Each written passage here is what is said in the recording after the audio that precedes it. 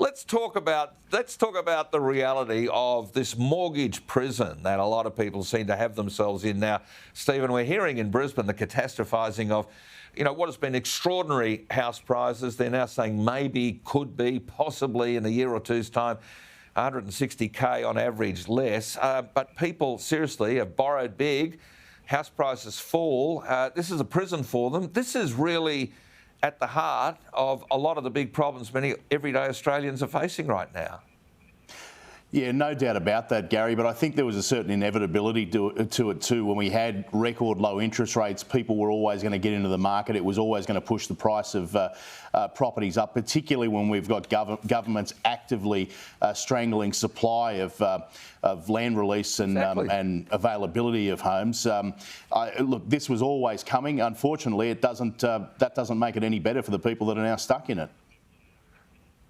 No, there's certainly not. And of course, on top of that, the Australian government now are going to basically consign anybody who hasn't got a low emission vehicle. Their car's going to be useless. I mean, this kind of EV nonsense is adding to the pain and the misery. But, over here in Brisbane, Carolee, we had Jonathan Shree, as he used to be called, but now he wants the full name, Shree Ranganathan. He's a Greens councillor. He's the one and only Greens councillor in Brisbane. Doesn't necessarily like public housing in his own electorate, seems to vote against it. But he's now saying, here's the handy guide on how to find an empty house, go and squat on it. He says, don't do it. I mean, this is the madness we've got with 50,000 people couch serving in Brisbane, 15,000 homes that are missing from the housing stock because we build on floodplains. And now we're going to go and squat in other people's homes? Really?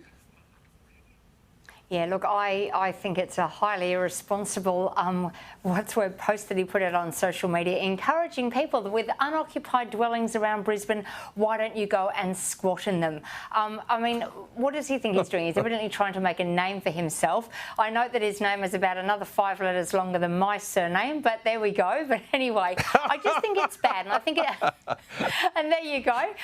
But I have to say to you, I just think that, I mean, we have the same here with Greens, in Western Australia as well. They always seem to be just off the spectrum, off the chart with some of the policies that they want to do. Now, they have some well-intentioned ideas, but they're very ill thought out.